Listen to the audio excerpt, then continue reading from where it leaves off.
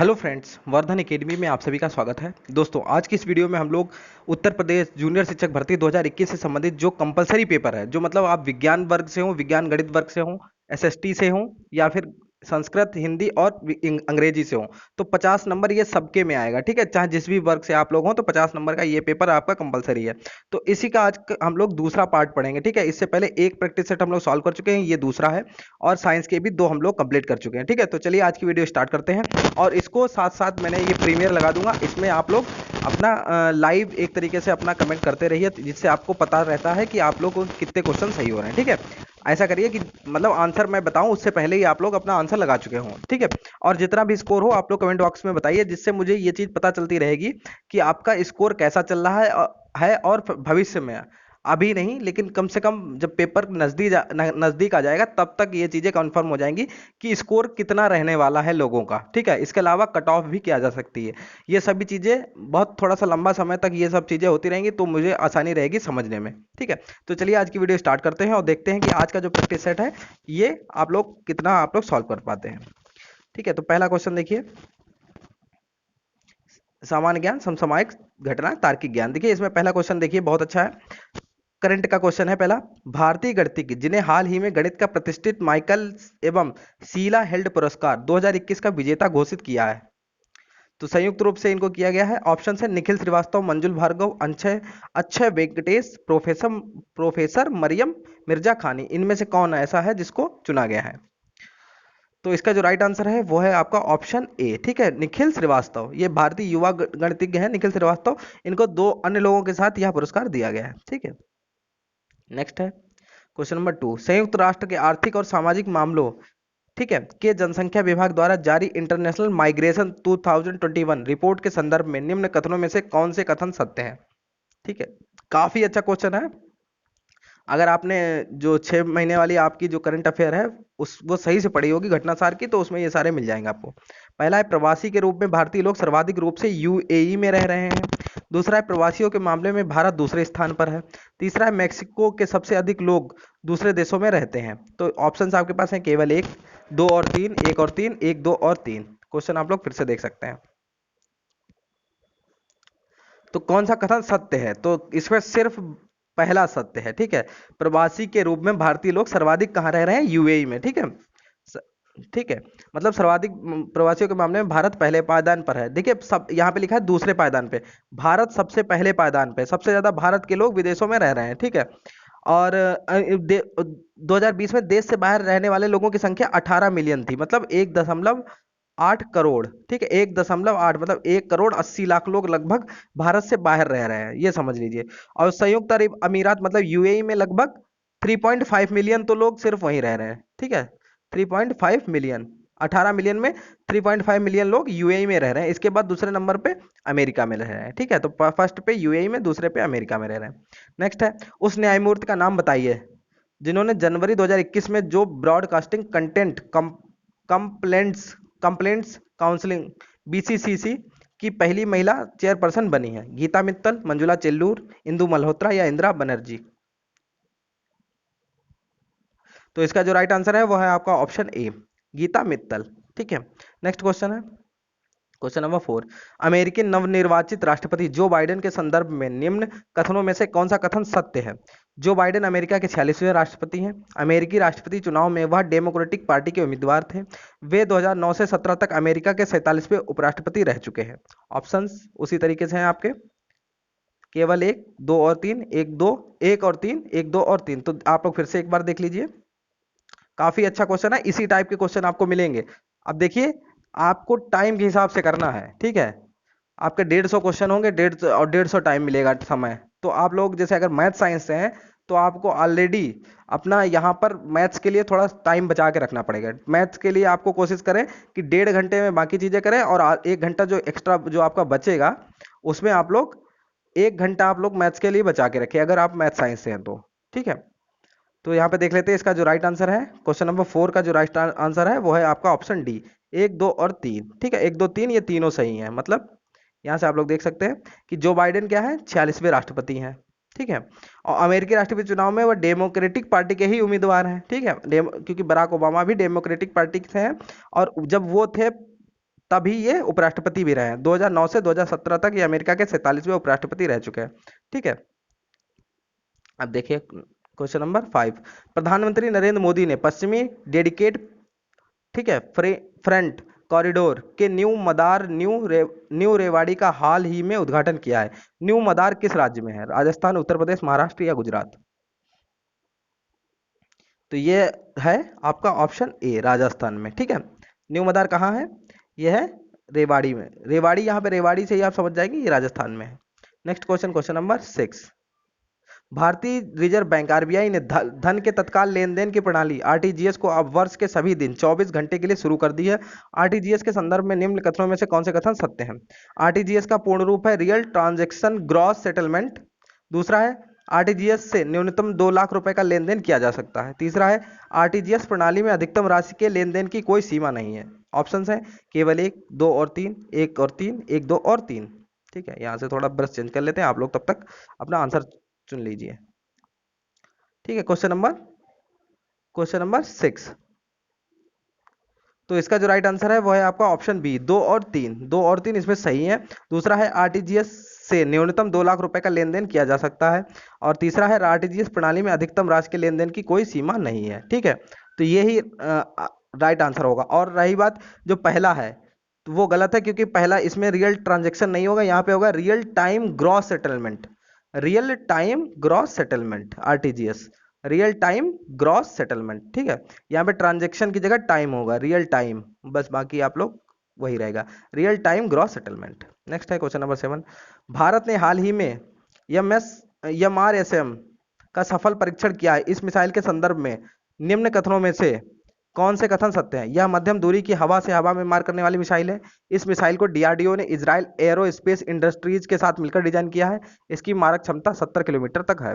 केवल 1, 2 और 3, 1 और 3, 1, 2 और 3। ये अच्छा प्रैक्टिस सेट है मेरे हिसाब से, क्योंकि इसमें समय लगेगा, क्योंकि इसमें तीनों चीजें आपको कंफर्म पता होंगी तभी आप लोग इसको कर सकते हैं। तो इसका जो राइट आंसर है वह है आपका ऑप्शन बी। ठीक है, बी, 2 और 3, मतलब 2 और 3 बिल्कुल सही है। इस मिसाइल को डीआरडीओ ने इजराइल एरोस्पेस इंडस्ट्रीज के साथ मिलकर डिजाइन किया है। दूसरा है इसकी मारक क्षमता कितनी है? 70 किलोमीटर। ठीक है, क्वेश्चन नंबर 7 का ऑप्शन है आपका बी। बी एक बिल्कुल राइट आंसर है। ठीक है, नेक्स्ट क्वेश्चन है, नेक्स्ट है भोपाल गैस त्रासदी के कारण 2-3 दिसंबर की रात की गिनती देश के इतिहास में काला दिन के तौर पर होती है। इस त्रासदी के संदर्भ में निम्न में से कौन से कथन सत्य हैं? भोपाल गैस त्रासदी जो हुई थी उसमें एक तो कन्फर्म ही पता होगा जहां तक। ठीक है, हाँ देखिए है, यह दुर्घटना 1984 में घटी थी। इस दुर्घटना में मिथाइल आइसोसाइनाइड गैस का रिसाव हुआ था। यह दुर्घटना यूनियन कार्बाइड कारपोरेशन कारखाने में हुआ था। तो ऑप्शंस आप लोग देख लीजिए, केवल 3, 2 और 3, 1 और 3, 1, 2 और 3। 8वां क्वेश्चन का यहाँ पर आंसर है, तो कौन से सही है? तो इसका जो राइट आंसर है वो है आपका ऑप्शन डी, तीनों सही है। ठीक है, 1984 में यह घटना घटी थी और इसका कारण जो जौन सी गैस हुई थी वो थी मिथाइल आइसोसाइनाइड, और यह इस जो कारखाना है इसका नाम था union carbide corporation. Next question, question number 9। राष्ट्रपति रामनाथ कोविंद ने निम्न में से किस राज्य को डिजिटल इंडिया पुरस्कार प्रदान किया है 2020 का? उत्तर प्रदेश, आंध्र प्रदेश, बिहार या कर्नाटका?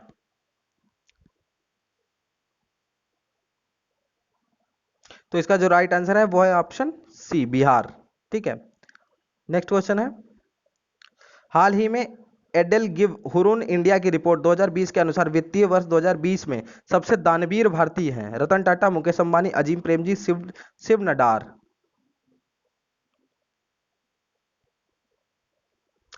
तो इसका जो राइट आंसर है वो है आपका ऑप्शन सी, अजीम प्रेमजी। ठीक है, 2020 के अनुसार वित्तीय वर्ष 2020 में सबसे दानवीर भारतीय का, तो ये देखिए आपका जो प्रैक्टिस सेट है ये पहले का सेट है, लेकिन जो अभी जस्ट जो अभी जो नई रिपोर्ट आज का मैंने शायद देखा है कि उसमें कुछ ऐसा है कि रतन टाटा के लिए इस बार नया जो है उसमें रतन टाटा का नाम है। ठीक है, तो यहाँ पर अभी तक जो पहले का है उसमें अजीम प्रेम जी का नाम है, क्योंकि 2020 में सबसे 2020 की बात हो रही है। ठीक है, 2020 में सबसे दानवीर भारतीय कौन थे? अजीम प्रेम जी।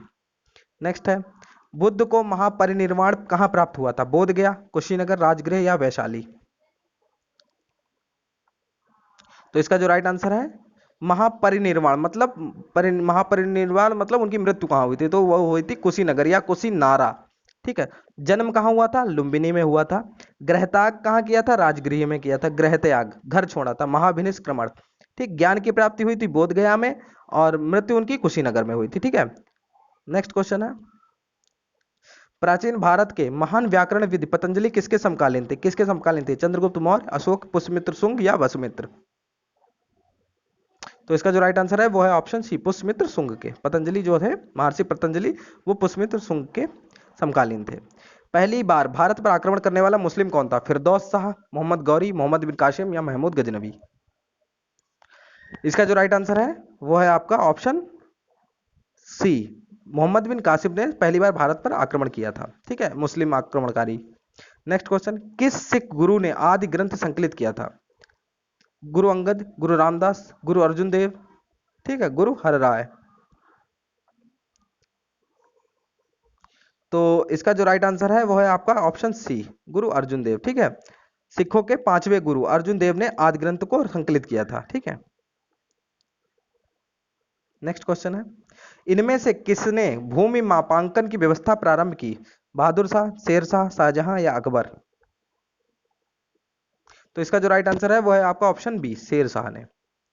नेक्स्ट क्वेश्चन है, क्वेश्चन नंबर 16, किस वर्ष में ईस्ट इंडिया कंपनी ने रणजीत सिंह के साथ अमृतसर की संधि पर हस्ताक्षर किए थे?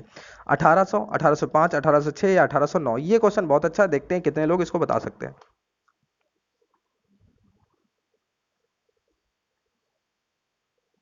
तो इसका जो राइट आंसर है 16वें का जो राइट आंसर है वो है आपका ऑप्शन डी, 1809 ईस्वी। ठीक है, अमृतसर की संधि रणजीत सिंह तथा अंग्रेजों के मध्य हुई थी। ठीक है, और ये कब हुई थी?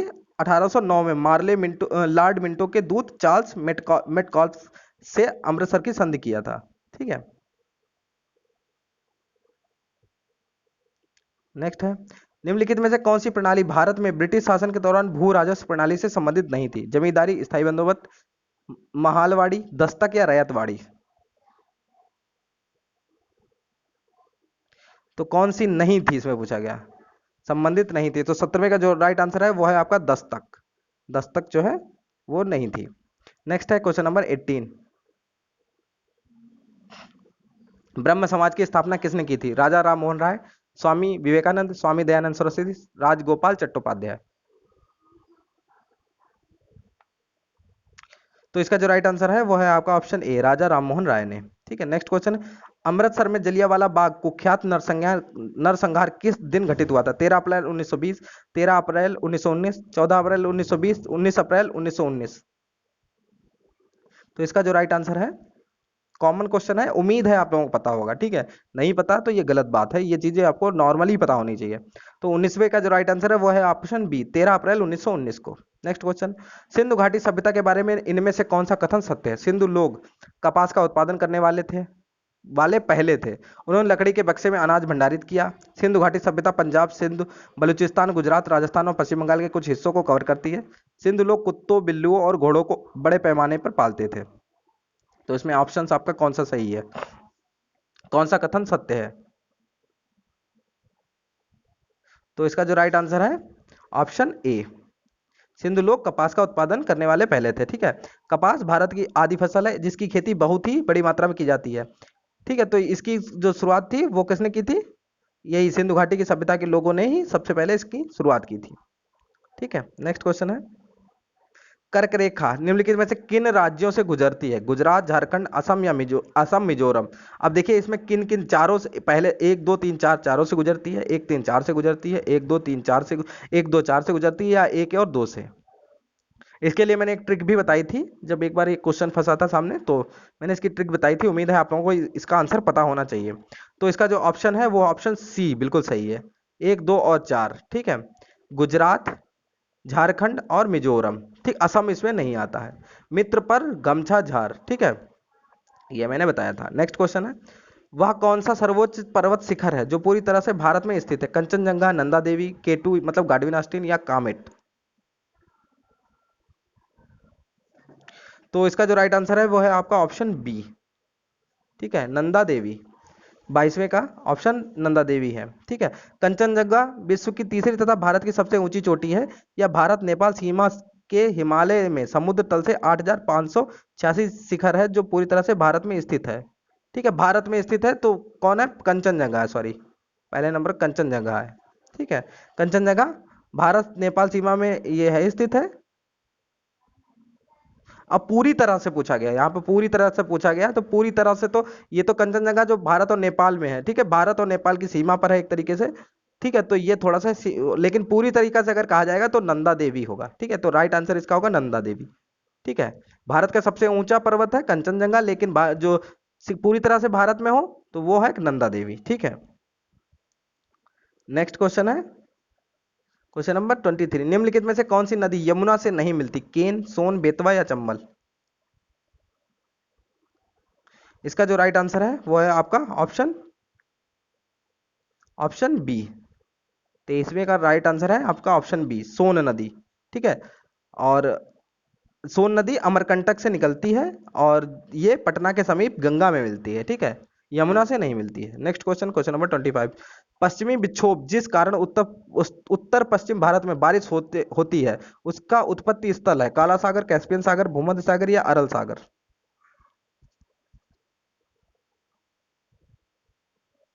तो इसका जो राइट आंसर है वो है आपका ऑप्शन सी, भूमध्य सागर। नेक्स्ट क्वेश्चन, क्वेश्चन नंबर 25, पर्यावरणीय खेती इको फार्मिंग को नाम से भी जाना जाता है, शुष्क खेती मतलब ड्राई फार्मिंग, संविदा खेती, झूम खेती या जैविक खेती। तो इसका जो राइट आंसर है वो है आपका ऑप्शन डी, जैविक खेती या ऑर्गेनिक फार्मिंग। ठीक है, पर्यावरणीय खेती इसी को कहा जाता है। नेक्स्ट क्वेश्चन, क्वेश्चन नंबर 26, निम्नलिखित में से कौन सा स्थान स्टील निर्माण से संबंधित नहीं है, जमशेदपुर झारखंड, बर्नपुर पश्चिम बंगाल, झरिया झारखंड, दुर्गापुर पश्चिम बंगाल। इनमें से कौन सा स्टील निर्माण से संबंधित नहीं है। तो इसका जो राइट आंसर है वो है आपका ऑप्शन सी, झरिया झारखंड। बाकी तीनों आपके स्टील निर्माण से संबंधित हैं, और जो झरिया झारखंड है ये झरिया झारखंड में है, या एक शहर है जो कोयला उत्पादन के लिए जाना जाता है। नेक्स्ट है क्वेश्चन नंबर 27, भारतीय संविधान को माना गया है संघीय, एकात्मक, संसदीय, रूप विधान में संघीय और भावना में एकात्मक। तो इसका जो राइट आंसर है वो है आपका ऑप्शन डी, रूप विधान में संघीय और भावना में एकात्मक माना गया है। ठीक है, नेक्स्ट क्वेश्चन है क्वेश्चन नंबर 28, निम्नलिखित में से कौन सी समिति ने मूल कर्तव्यों को संविधान में सम्मिलित करने का सुझाव दिया था, मल्होत्रा समिति, नरसिम्हन समिति, राघवन समिति या स्वर्ण सिंह समिति।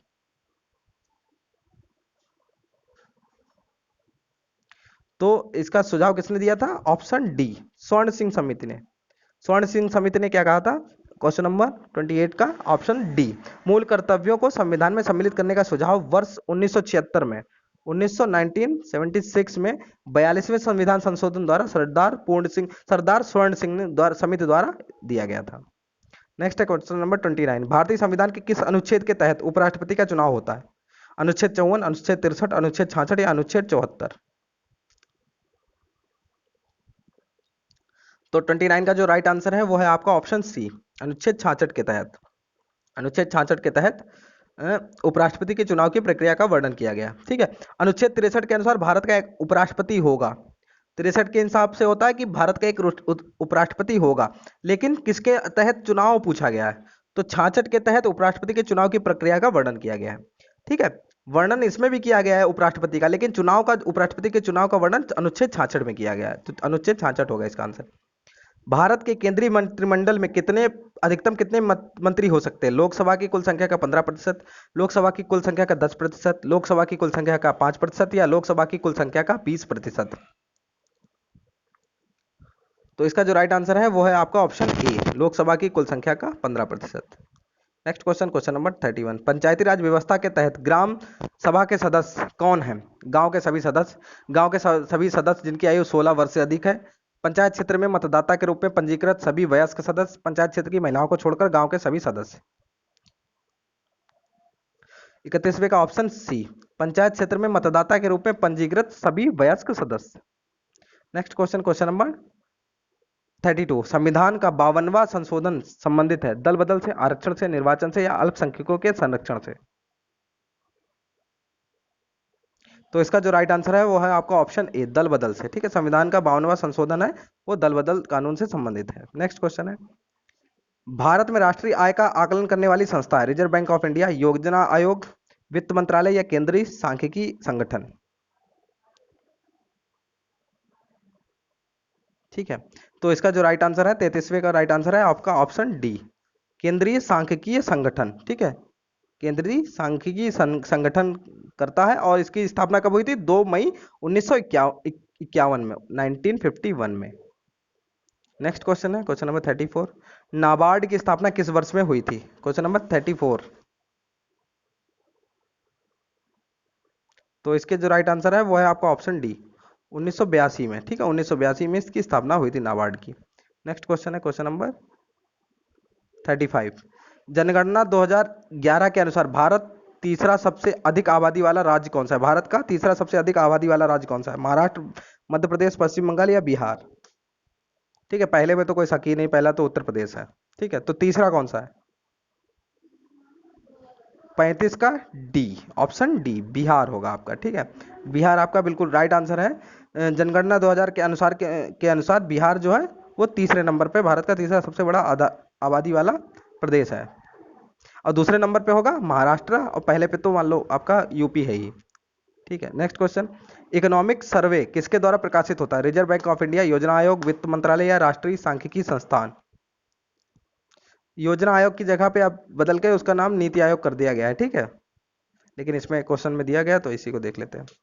ऑप्शन सी, वित्त मंत्रालय द्वारा। ठीक है, इकोनॉमिक सर्वे किसके द्वारा प्रकाशित होता है? वित्त मंत्रालय के द्वारा। Next question, great barrier reef एक है, क्या है? पर्वत श्रृंखला, प्रवाल रचना, मानव निर्मित दीवार या ज्वारीय भित्ति? ये क्वेश्चन अगर प्रीवियस ईयर क्वेश्चन पेपर आप लोग देखिए, पिछले 4-5 साल का अगर देखें पीसीएस का, तो उसमें ये क्वेश्चन आपको आराम से मिल जाएगा 37 बार। तो इसका जो राइट आंसर है वो है आपका ऑप्शन बी, प्रवाल रचना। ठीक है, ग्रेट बैरियर रीफ विश्व की सबसे बड़ी प्रवाल रचना है। ठीक है, जो 2900 रीफ और 900 द्वीप को मिलाकर लगभग 3,44,900 वर्ग किलोमीटर क्षेत्रफल में है। यह रीफ ऑस्ट्रेलिया के क्वींसलैंड के समीप द्वीप अवस्थित है। ग्रेट बैरियर रीफ मूंगे की सबसे बड़ी दीवार है, यह प्रशांत महासागर में अवस्थित है। नेक्स्ट है 38, सर्वाधिक वार्षिक वार्षिक वर्षा कहाँ होती है? Canadian shield, Amazon basin, Ganga basin या साइबेरियाई मैदान? तो सर्वाधिक वर्षा कहाँ होती है? अमेजन बेसिन में।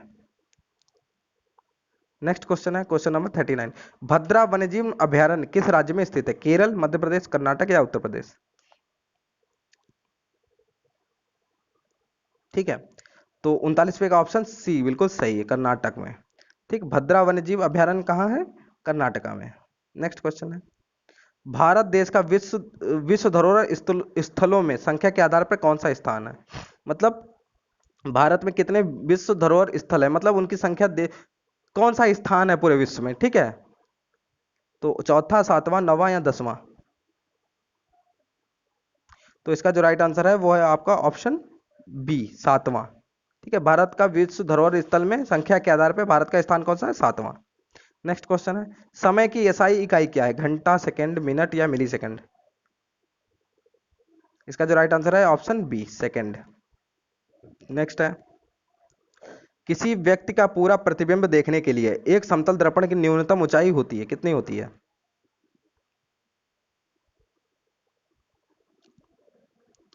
व्यक्ति की ऊंचाई के बराबर, व्यक्ति की ऊंचाई की आधी, व्यक्ति की ऊंचाई का 1/4 या व्यक्ति की ऊंचाई की 2 गुनी?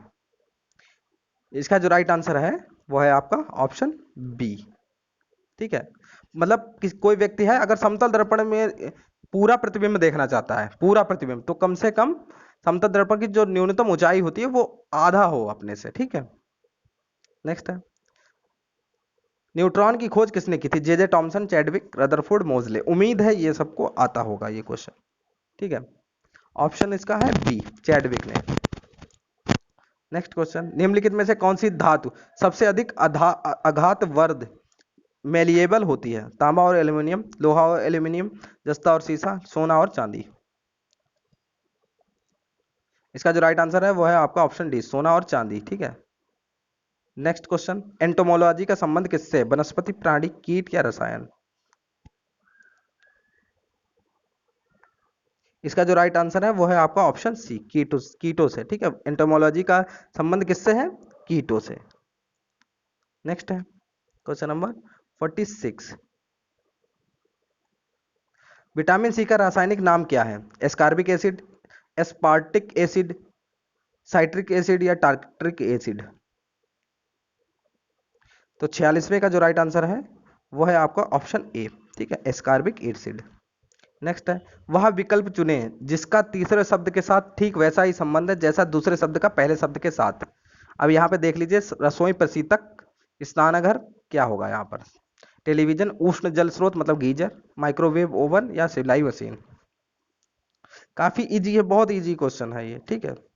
तो इसका जो राइट आंसर है वो है आपका ऑप्शन बी, ठीक है। इसमें देखिए, रसोई गैस में यहाँ पर फ्रीजर होता है, रेफ्रिजरेटर होता है, वैसे ही स्नान घर में क्या होता है?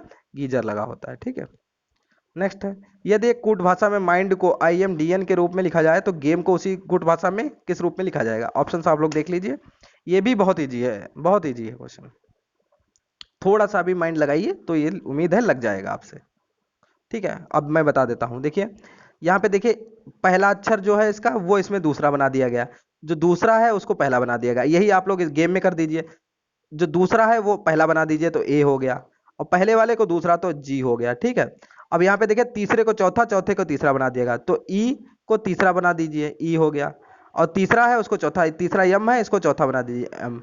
AGEM, AGEM कौन सा है? ऑप्शन सी है आपका, तो ऑप्शन सी आपका राइट आंसर हो जाएगा।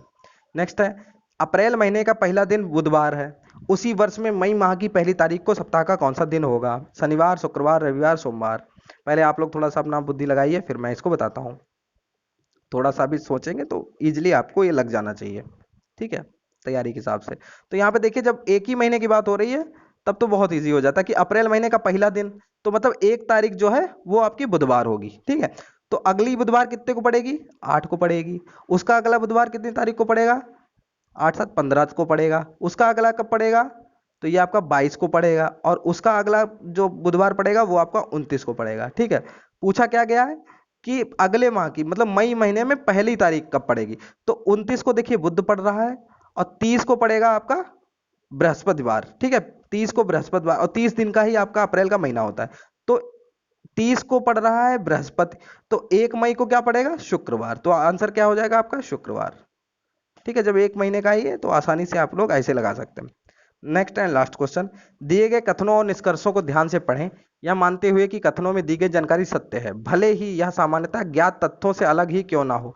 यह निर्णय ले कि दिए गए निष्कर्षों में से कौन सा निष्कर्ष तार्किक रूप से कथनों का अनुसरण करता है या करते हैं। कुछ कथन है, कुछ सिंह बिल्लियां हैं, सभी बिल्लियां बाघ हैं, कोई भी बाघ हाथी नहीं है, या सभी हाथी खरगोश हैं, ठीक है। निष्कर्ष क्या है? कुछ बाघ सिंह है, कोई भी हाथी सिंह नहीं है, कुछ बिल्लियां हाथी हैं, कुछ बाघ बिल्लियां हैं।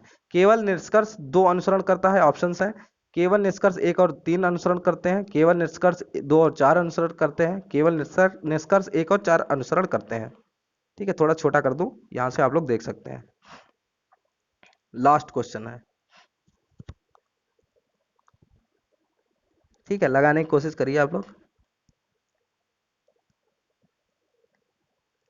तो 50वें का जो राइट आंसर है वो है आपका ऑप्शन डी, केवल निष्कर्ष 1 और 4 अनुसरण करते हैं, ठीक है। इसके ऊपर मैं वीडियो बनाने का सोच रहा हूँ, जो 6 आपके जो चैप्टर आपके दिए गए हैं रीजनिंग के, ठीक है। तो उम्मीद है उसको जल्दी करवा दूंगा, तब इसको सही से आपको समझा दूंगा, क्योंकि इसमें थोड़ा ग्राफ बना के यहाँ पे बताना होगा, ठीक है। तो ठीक है, तो आपको आज की वीडियो कैसी लगी आप लोग कमेंट बॉक्स में ये जरूर बताइएगा, और आपका स्कोर कितना है ये मैं बार बार आप लोगों से कहता हूँ कि अपना स्कोर जरूर बताइएगा, ठीक है। तो दोस्तों, अगर कोई भी सवाल हो तो आप लोग पूछ सकते हैं। दोस्तों, आज की वीडियो में सिर्फ इतना ही, मिलते हैं अपने नेक्स्ट वीडियो में, तब तक के लिए नमस्कार।